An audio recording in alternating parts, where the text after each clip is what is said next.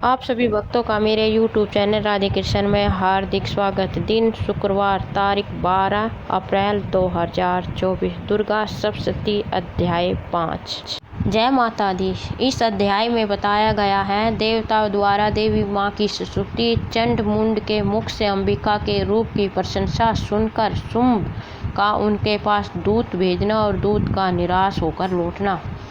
महर्षि मेधा ने कहा, पूर्व काल में शुंभ निशुंभ नामक असुरों ने अपने बल के मद से इंद्र का त्रिलोकी का राज्य और युगों के भाग छीन लिए और वह दोनों इसी प्रकार सूर्य, चंद्रमा, धर्मराज और वरुण के अधिकार भी छीन कर स्वयं ही उनका उपयोग करने लगे।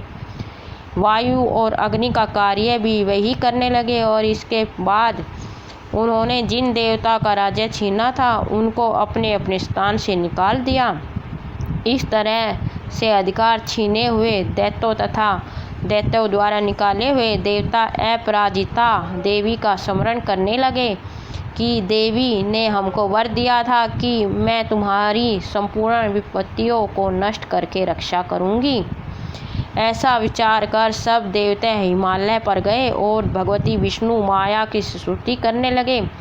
देवताओं ने कहा, देवी को नमस्कार, शिव को नमस्कार, प्रकृति और भद्रा को नमस्कार।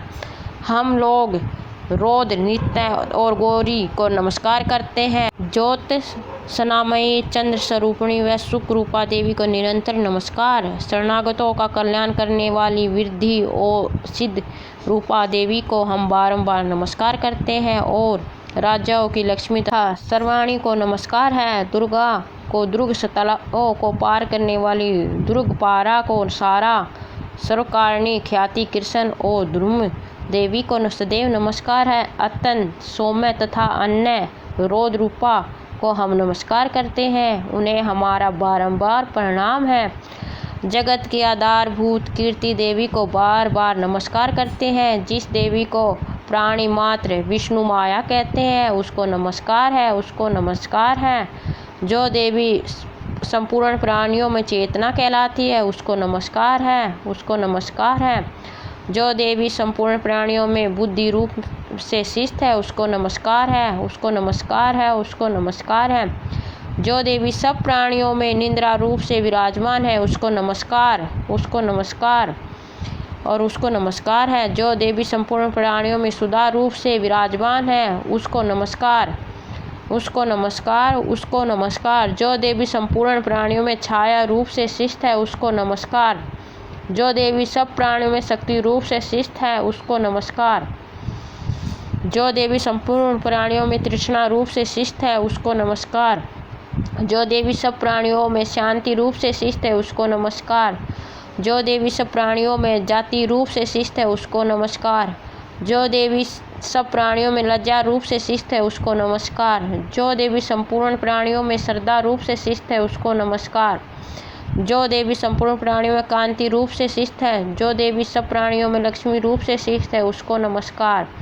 जो देवी संपूर्ण प्राणियों में वृत्ति रूप से स्थित है उसको नमस्कार। जो देवी प्राणियों में स्मृति रूप से विराजमान है उसको नमस्कार।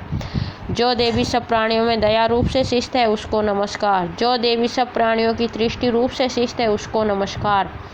जो देवी संपूर्ण प्राणियों में मात्र रूप से स्थित है उसको नमस्कार। जो देवी संपूर्ण प्राणियों में भ्रांति रूप से स्थित है उसको नमस्कार। जो देवी संपूर्ण प्राणियों में नित्य व्याप्त रहती है उसको नमस्कार।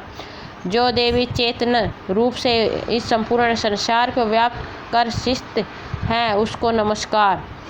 पूर्व काल में देवताओं ने अपने अभीष्ट फल पाने के लिए जिसकी स्तुति की है और देवराज इंद्र ने बहुत दिनों तक जिसका सेवन किया, वह कल्याण की साधना भूता ईश्वरीय हमारा कल्याण और मंगल करे तथा सारी विपत्तियों को नष्ट कर डाले।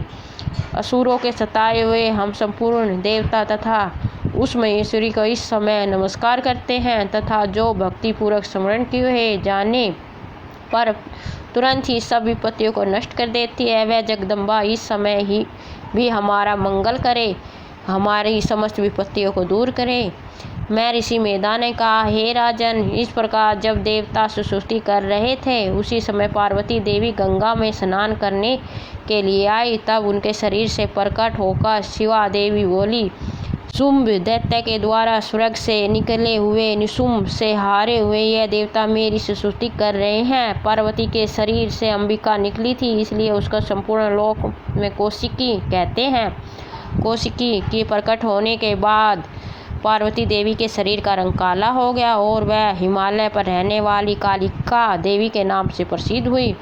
फिर शुंभ और निशुंभ के दूत चंडमुंड वहां आए और उन्होंने परम मनोहर रूप वाली अंबिका देवी को देखा। फिर वह शुंभ के पास जाकर बोले, महाराज, एक अत्यंत सुंदर स्त्री हिमालय को प्रकाशित कर रही है। वैसा रंग रूप आज तक हमने किसी स्त्री का नहीं देखा। ऐ सुरेश्वर, आप यह पता लगाइए कि वह कौन है, उसको ग्रहण कर ले। वह स्त्रियों में रतन है। वह अपनी क्रांति से 10 दिशाओं को प्रकाशित करती हुई वहाँ स्थित है, इसलिए आपका उसको देखना उचित है। हे प्रभु, तीनों लोकों के हाथी, घोड़े और मणि इत्यादि जितने रतन हैं, वह सब इस समय आपके घर में शोभामान है। हाथियों में रतन रूप ऐरावत हाथी और ऊंचे सर्वा नामक घोड़ा तो आप इंद्र से ले आए हैं। हंसों द्वारा जुता हुआ विमान जो कि ब्रह्मा जी के पास था, अब भी आपके पास है। और यह महापद्म नामक खजाना आपने कुबेर से छीना है।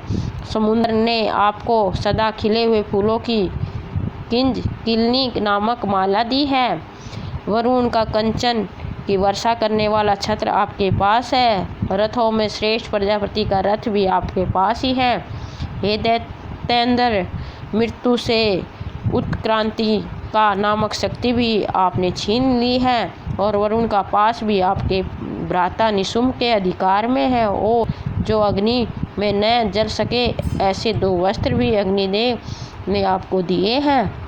हे दैत्यराज, इस प्रकार सारी रतन रूपी वस्तुएं आप संग्रह कर चुके हैं, तो आप फिर यह कल्याणकारी स्त्रियों में रतन रूप अनूप स्त्री आप क्यों नहीं ग्रहण करते? मैं ऋषि मेधा बोले। चंड मुंड का यह वचन सुनकर शुंभ ने विचार किया कि सुग्रीव को अपना दूत बना कर देवी के पास भेजा जाए। प्रथम उसको सब कुछ समझा दिया और कहा कि वहां जाकर तुम उसको अच्छी तरह से समझाना और ये उपाय करना जिससे वह प्रसन्न होकर तुरंत मेरे पास चली आए। भली प्रकार समझाकर कहना। दूत सुग्रीव पर्वत के उस रमणीय भाग में पहुंचा जहां देवी रहती है। दूत ने कहा, हे देवी, दैत्यों का राजा शुंभ जो इस समय तीनों लोकों का स्वामी है, मैं उसका दूत हूँ और यहाँ तुम्हारे पास आया हूँ। संपूर्ण देवता उसकी आज्ञा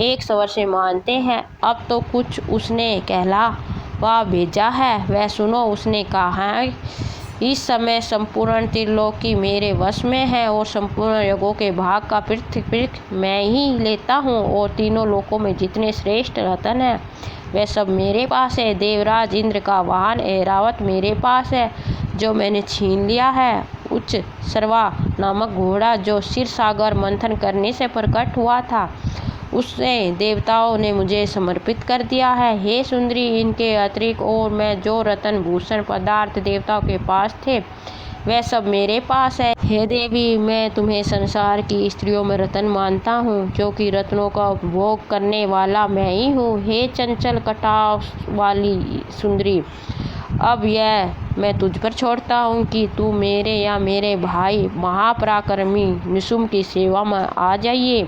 यदि तू मुझे वेरेगी तो तुझे अतुल्य महान ऐश्वर्य की प्राप्ति होगी। अतः तुम अपनी बुद्धि से यह विचार कर मेरे पास चली आओ। महर्षि मेधा ने कहा।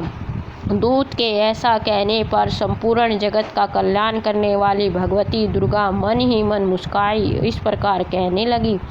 देवी ने कहा, हे दूत, तू जो कुछ कह रहा है वह सत्य है और इसमें किंच मात्र भी झूठ नहीं है। शुंभ इस समय तीनों लोकों का स्वामी है और निशुंभ भी उसी की तरह पराक्रमी है, किंतु इसके संबंध में मैं जो प्रतिज्ञा कर चुकी हूँ उसे मैं कैसे झुठला सकती हूँ। अतः तू मैंने जो प्रतिज्ञा की है उसे सुन।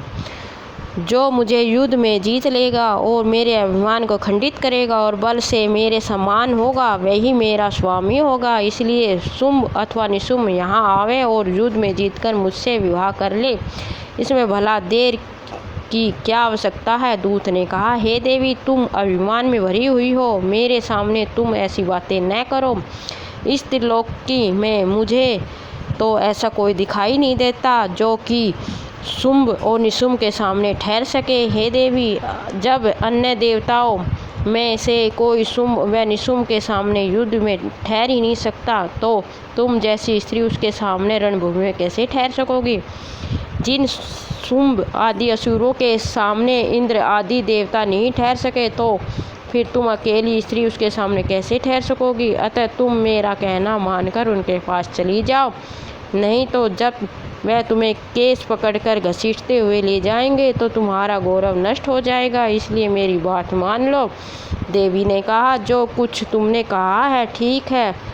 शुंभ और निशुंभ बड़े बलवान हैं, लेकिन मैं क्या कर सकती हूँ, क्योंकि मैं बिना विचारे प्रतिज्ञा कर चुकी हूँ। इसलिए तुम जाओ और मैंने जो कुछ भी कहा है वह सब आदरपूर्वक है सुरेंद्र से कह दो। इसके बाद जो वह उचित समझे। जय माता दी। आपको मेरा वीडियो कैसा लगा कमेंट बॉक्स में अवश्य बताएं। मेरे वीडियो को लाइक शेयर और चैनल को सब्सक्राइब करें। धन्यवाद। जय माता दी।